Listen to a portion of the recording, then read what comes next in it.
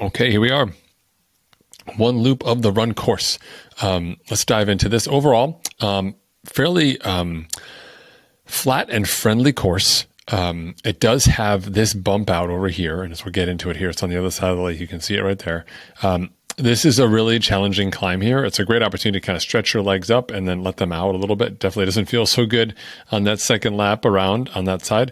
But overall, pretty straightforward. The thing, I'll tell you the things that stand out to me, but from my perspective, as you break the race up, it really depends how you do it. Here inside Northern Nation, we say that we want you to do 6 miles of no harm. So basically, you're going to come out of transition if you follow the dot, take that right, go all the way out here, flip it, come all the way back in, all the way back down up here, and you're going to basically cross over the bridge. Just after you've crossed over that bridge, about halfway down here, that's kind of the buoy line. You'll see it. That's where you'll be at mile 6. That's kind of like the do no harm, stay smart. And then you got 13 miles. So you got all the way back around again to come back to the beginning. And then you got to come all the way back here to that turnaround time again to sort of feel like, okay, hey, I'm in a good place.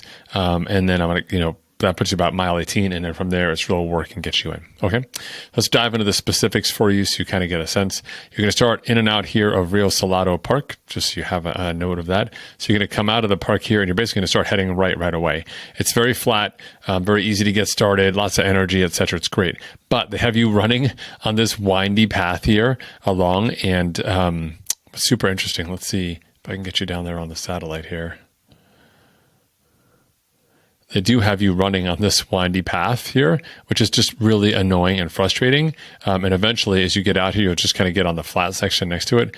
And sometimes people will switch over to the flat course. In the years past, they had us coming out here and then going back along the inside as well.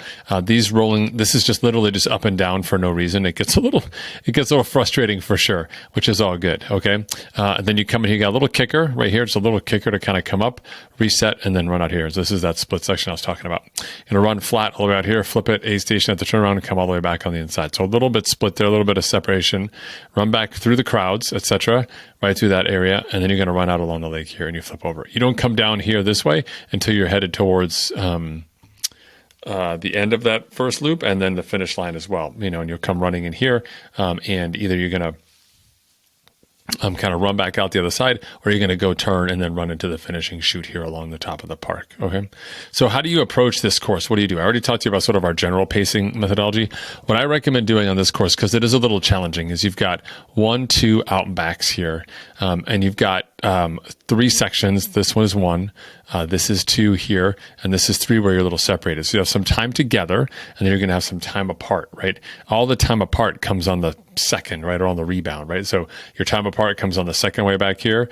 Your time apart up here comes on the way back in over here, and your time apart here comes on the way back in. So like lap 1, if you can think about it, like on the way out for the first, however, what does this get us to here?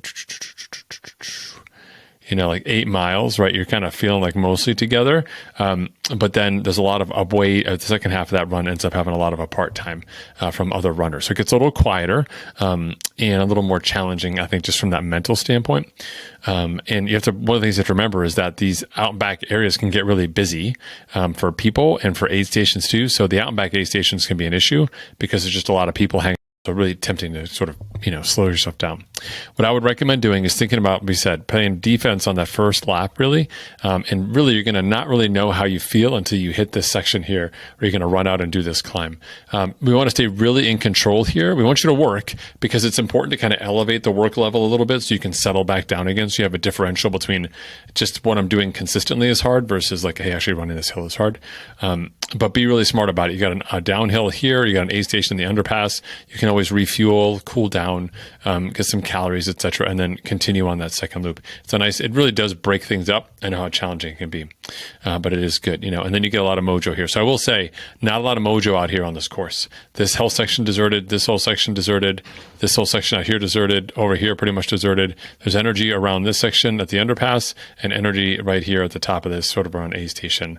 But otherwise, you're really on your own. And it can be really sort of mentally challenging. So you do have to be prepared to run a lot on your own, or run, sort of mentally with the other people around you.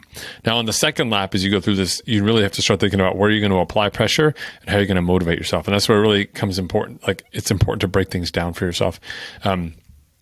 And so generally what I think about here on this course is that, by the time you get back up here, you're like, let's just call this mile 9, right? So you're already at mile 20. So you got 4 miles to go to the end when you hit this hill. And so really you're going to start pushing and feeling that work come in, because over time you're going to get closer and closer and closer to finish. Eventually the finish is going to kind of solve for you finishing because you're finishing, but it feels like you're forever away over here. But really, if you think about it, you just got to come down here, cut over, go over and back. It's not really that far away. It just seems like forever. And a lot of these out and backs also feel away and forever. So you're going to want to use the mile markers here as a metric for you in terms of how you want to break things out, how you want to adjust your pace. It will feel significantly warmer here. Not a lot of shade on this course. And while the morning temperatures will be cool, it'll warm up during the run. So a lot of the bike nutrition is really important, as is nutrition on lap 1 in terms of staying on top of your calories and hydration, so that as your stomach starts to fade in terms of its ability to digest and process food, you can still keep that effort up on that second lap. Okay? Have a fantastic run.